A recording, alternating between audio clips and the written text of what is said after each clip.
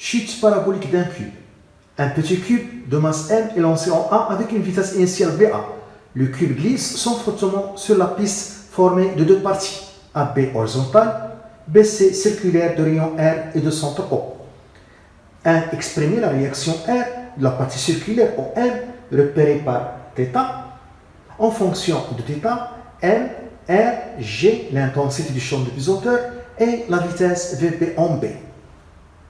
2. Si la vitesse du cube en B a pour expression Vp égale la racine de J fois R, A, montrer que le cube quitte la piste en B.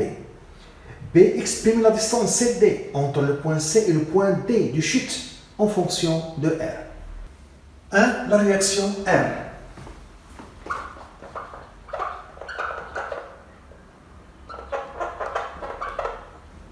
De la partie circulaire.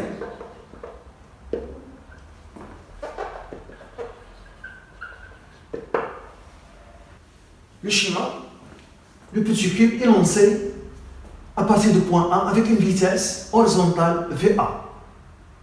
Il glisse sur la partie AB horizontale, puis sur la partie BC circulaire. On veut chercher la réaction de la partie circulaire sur le cube au point M, qui est repéré par l'angle θ. Au cours du mouvement du cube sur la partie circulaire, il est soumis à son poids P et à la réaction R de la partie circulaire. Pour trouver l'expression de la réaction R, on applique le théorème de l'énergie cinétique et la deuxième loi de Newton. Théorème de l'énergie cinétique. La variation de l'énergie cinétique entre le point B et 1 est égale à la somme des travaux des forces appliquées de B à M. La variation de l'énergie cinétique, c'est l'énergie cinétique finale moins l'énergie cinétique initiale, 1 demi M Vm au carré moins 1 demi M Vb au carré est égal, il y a deux forces, le travail de poids P de B à M plus le travail de la réaction R de B à M. Le travail de poids P de B à M est égal à M fois G fois ZB moins ZM. ZB moins ZM, car on a choisi l'axe OZ orienté vers le haut, qui est égal à M fois G. ZB, c'est l'ordonnée de point B, c'est le rayon R, moins ZM, l'ordonnée de point M, c'est le côté opposé de θ. Cette longueur, c'est le côté opposé de θ, qui est égal à l'hypoténuse qui est le rayon R fois sinus θ. Donc, moins R sinus θ. Je factorise par R, donc Mg fois R1 moins sinus θ. Le travail de la réaction R de B à M est égal à la somme des travaux élémentaires. On doit passer par les travaux élémentaires car la trajectoire est circulaire, n'est pas rectiligne. Le travail élémentaire est un petit travail qui correspond à un petit déplacement qui est égal à R scalaire vecteur déplacement delta R. Un petit déplacement delta R. Delta R est tangentiel. Delta R, le vecteur déplacement delta R, est tangent à la trajectoire circulaire. Et on voit que R et delta R sont perpendiculaires. Donc, leur produit scalaire est égal à 0. Donc, il est égal à R fois le déplacement delta R fois cosinus de l'angle entre le vecteur R et le vecteur déplacement delta R, qui est pi sur 2. Et cosinus pi sur 2 est égal à 0. Donc, le travail élémentaire est égal à 0. Et le travail total est égal à 0. Et par suite, le travail total de R de B à M est égal à 0. Puisque le cube glisse sans frottement, R ne travaille pas. Donc, d'où 1 demi M Vm au carré moins 1 demi n Vp au carré est égal au travail de poids. N fois G fois R, 1 moins sinus θ. Je vais calculer n Vm au carré égale, et je vais donc multiplier le nombre par 2, et je vais déplacer ce terme dans l'autre nombre. Donc je vais avoir 2 mg r 1 moins sinus θ plus n Vb au carré. Pour trouver la vitesse Vn au point M, on applique la deuxième loi de Newton. Deuxième loi de Newton. On a de force P plus R est égal à M fois H. Et puisqu'on a une trajectoire circulaire, on choisit le repère de Freinet pour faire la projection de cette équation vectorielle. Le repère de Freinet, son origine, c'est la position du cube. Il est formé d'un vecteur unitaire U tangentiel et a pour sens le sens de mouvement, et d'un vecteur unitaire N normal vers le centre et perpendiculaire à U. Donc, par projection sur la normale orientée suivant N, orientée suivant le vecteur unitaire N dans le repère de Freinet, on écrit Pn plus Rn est égal à M à N. Pn est obtenu par projection de vecteur force P sur la normale. La projection orthogonale, on doit avoir ici un angle droit, l'origine sur la normale. Donc la projection a donné cette longueur qui est le côté opposé de cet angle. Et cet angle c'est θ. Car le côté de l'angle θ, le premier côté, le deuxième côté, ce côté perpendiculaire au premier, ce côté perpendiculaire au deuxième. Donc ici on a θ. Donc la projection de P suivant la normale donne le côté opposé de θ, qui est égal à l'hypoténuse qui est P fois sinus θ. Et puisque la projection de l'extrémité se trouve dans la région positive, donc P1 est positif. Donc c'est mg sinus θ plus Rn est obtenu par projection de R sur la normale. La projection de R sur la normale dans toute la longueur de R. Mais R et N ont des sources opposées. Donc, elle est négative. Donc, c'est moins R. Moins de la coordonnée Rn, R est positif. R est positif et le moins de la coordonnée Rn est égal à M à N. À N, la composante normale de vecteur accélération dans le repère de Freinet, qui est égal à V à la vitesse au point M, on est au point M, sur le rayon de la trajectoire circulaire. Et je vais remplacer Vm au carré par cette expression. On aura donc M fois G fois sinus θ moins M est égal à M fois Vm au carré sur R. Cette expression sur R. Donc je vais diviser ça sur R. Donc ici, je simplifie par R. Donc je vais avoir 2 mg 1 moins sinus θ plus, divisé par R, M Vb au carré sur R. Je vais déplacer moins R dans le deuxième membre et cette somme dans le premier membre. Donc je vais avoir M fois G sinus θ moins 2 mg 1 moins sinus θ moins m v b au carré sur R est égal à la réaction R. Donc R égale, je factorise ici par mg, facteur de sinus θ moins 2, 1 moins sinus θ. Moins n VB au carré sur le rayon R. Je vais développer ici. Donc c'est moins 2 plus 2 sinus θ. Donc j'aurai 3 sinus θ. Moins 2. Donc R est égal à M fois J, 3 sinus θ moins 2. Moins M VB au carré sur R. C'est l'expression de la réaction au point N en fonction de M, G, θ, VB et R. 2. Montrer que c'est la vitesse au point B, VB égale la racine de G fois R.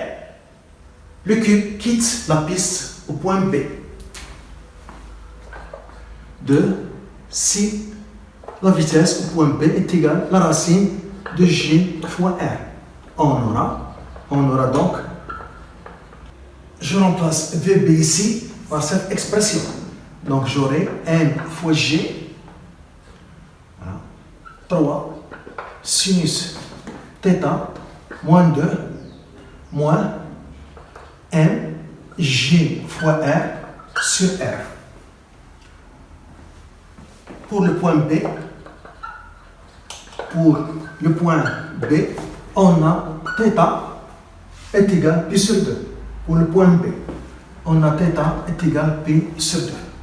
Et je simplifie ici par R. Donc R égale mg 3 sinus pi sur 2, 1 moins 2 moins mg. 3 moins 2 c'est 1.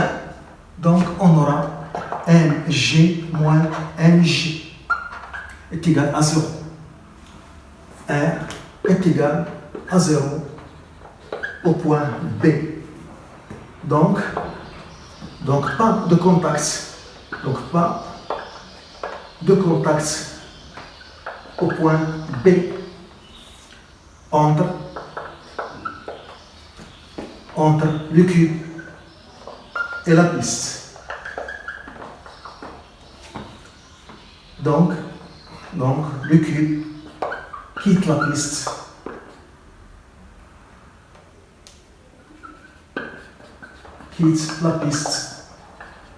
en B. Le cube quitte la piste point B pour tomber dans le champ de pesanteur en mouvement parabolique. B, la distance CD en fonction du rayon R.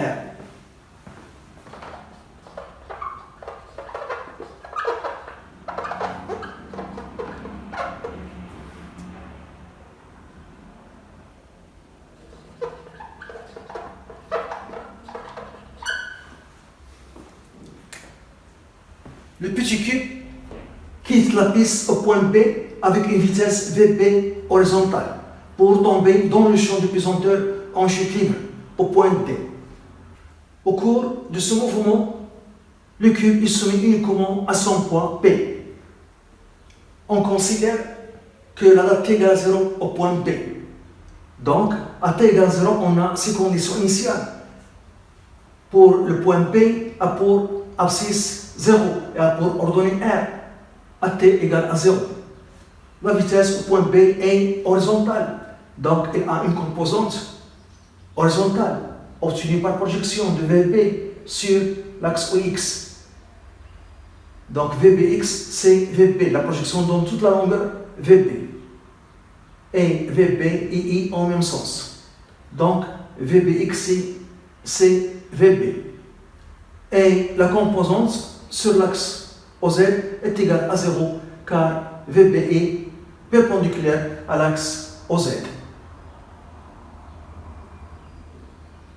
Pour trouver sa distance CD, on applique la deuxième loi de Newton pour trouver l'équation de la trajectoire. Deuxième loi de Newton. Donc, on a uniquement une seule force P est égale à M à G. P, c'est M fois G est égal à M à G. Donc, le vecteur accélération de cette ligne ici, G, est égal au vecteur champ de pesanteur G. on fait la projection de cette équation vectorielle suivant l'axe OX et OZ par projection.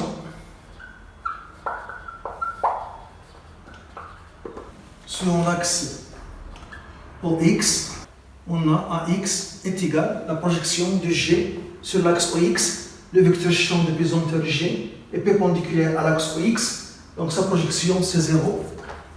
Suivant l'axe OZ, AZ est égal à la projection du vecteur champ de pesanteur G sur l'axe OZ. La projection de G dans toute la longueur, mais G et K en du sens opposé, donc c'est moins G. Par définition, AX, c'est dVx sur dt est égal à 0. AZ, c'est dVz sur dt est égal à moins G. Ces deux équations sont appelées équations différentielles de mouvement. Par intégration, on calcule Vx et Vz. Donc Vx égale une constante C1 et Vz, par intégration, c'est moins G fois T plus une constante C2. C1 et C2 sont des constantes, sont déterminées en utilisant les conditions initiales à t égale à 0. Il faut voir la vitesse à t égale à 0, car C1 est une vitesse et C2 est une vitesse. On a à t égale à 0, on a Vbx est égal à Vb. Donc je remplace ici Vx par Vbx.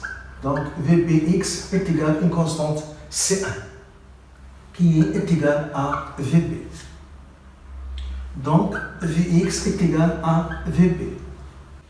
À t égale à 0, on a Vbz est égal à 0. Je remplace ici Vz par Vbz et t par 0.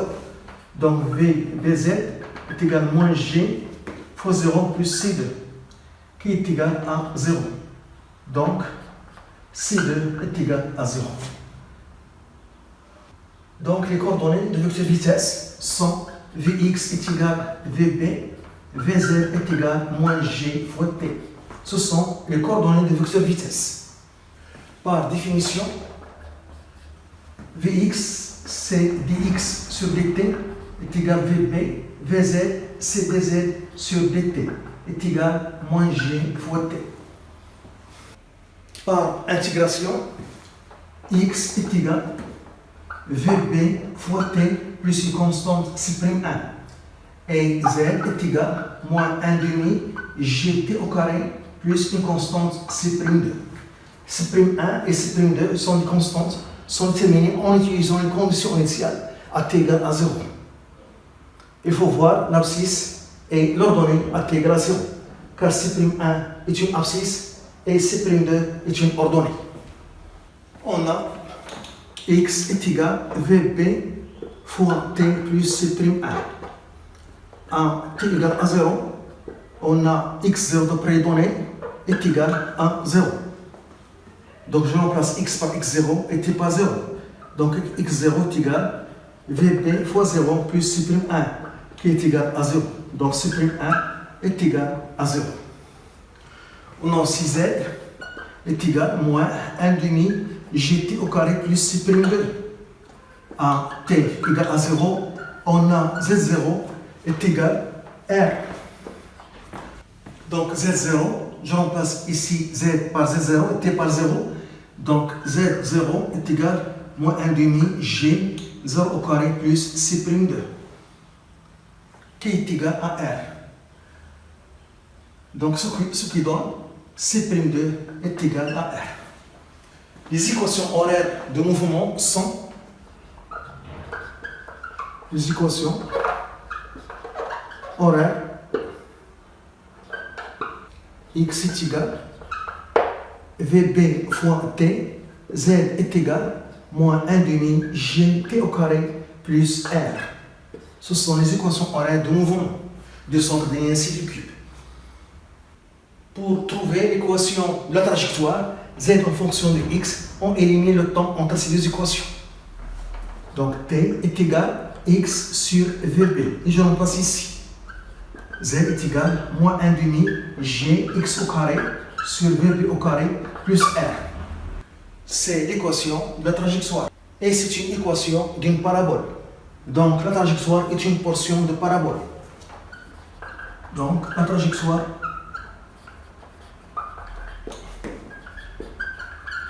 est une portion de parabole. On voit que le point D appartient à la trajectoire. Donc son abscisse et son ordonnée vérifient l'équation de la trajectoire. Donc pour le point D, on a ZD est égal à moins 1 demi GXD au carré sur VB au carré plus R. Et on voit que l'ordonnée de D est égale à 0. Donc ça est égal à 0. Donc 1 demi GXD au carré sur VB au carré est égal à R. On cherche XD. Donc XD au carré est égal à 2R fois VB au carré sur G. On a VB est égal à la racine de G fois R. Je remplace ici. Donc XD au carré est égal à 2R G fois R sur G. Donc c'est 2R au carré. Donc la distance XD est égale à R fois la racine de 2. C'est l'abscisse de point D, c'est sa distance. Nous, on veut sa distance. Donc cette distance, c'est XD moins le rayon R. Donc CD est égal à XD moins le rayon R. Donc la distance CD est égale à XD R racine de 2 moins R, qui est égal à R facteur racine de 2 moins 1. Racine de 2 moins 1, c'est presque 0,41. Donc la distance CD est égale à 0,41 R.